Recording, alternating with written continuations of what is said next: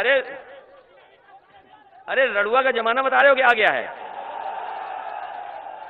क्या बता रहे हो तुम?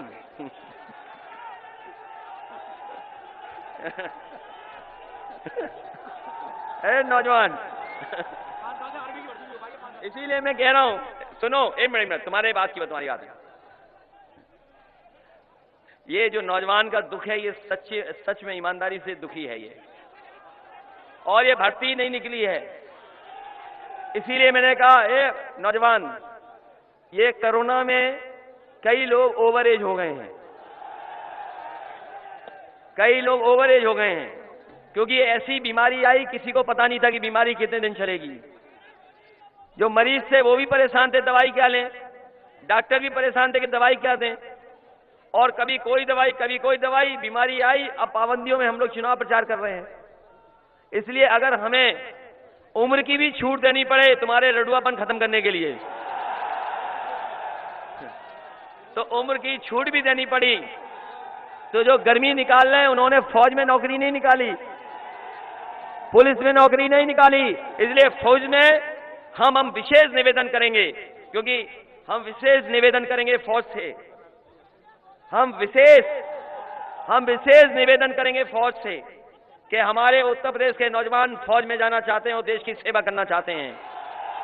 और अगर समाजवादी सरकार बनती है तो हमें फौज के लिए जो भी सुविधा देनी पड़ेगी हम देंगे, और फौज से कहेंगे कि हमारे नौजवानों को ज्यादा से ज्यादा फौज में भर्ती करने का काम करें। और साथ ही साथ कोरोना में जो उम्र की वजह से बहुत सारे लोग भर्ती नहीं दे सकते हैं, अगर कोरोना की वजह से हमें छूट देनी पड़ी तो समाजवादी सरकार में हम छूट देने का काम करेंगे, जिससे हमारे नौजवानों का भविष्य बन सके। इसलिए बताओ साथियों, आगरा में तो जीत रहे हैं बहुत सारी सीटें, हम लोग आगरा में सबसे ज्यादा सीटें जीतने जा रहे हैं पहली बार, और हम और जयंत चौधरी जी लगातार घूमे हैं मेरठ में, मुजफ्फरनगर में, शामली में, हापुड़ में, बुलंदशहर में, गाजियाबाद में, नोएडा में। और बताओ नोएडा में तो किसी ने खुशी में एक वो पटाखा चला दिया, उसी पे एफआईआर हो गई हम पे और जयंत चौधरी जी पे। अरे भाई, खुशी में कौन नहीं पटाखा चलाता बताओ? हमें क्या पता था कि पटाखा भी पाबंदी में है, तो बताओ वहां भी लग गया हम लोगों पे एफआईआर। इसलिए मैं आपसे निवेदन कर रहा हूं, पहले ही चरण में भारतीय जनता पार्टी की हवा खराब हो गई है। बताओ हवा खराब है कि नहीं है?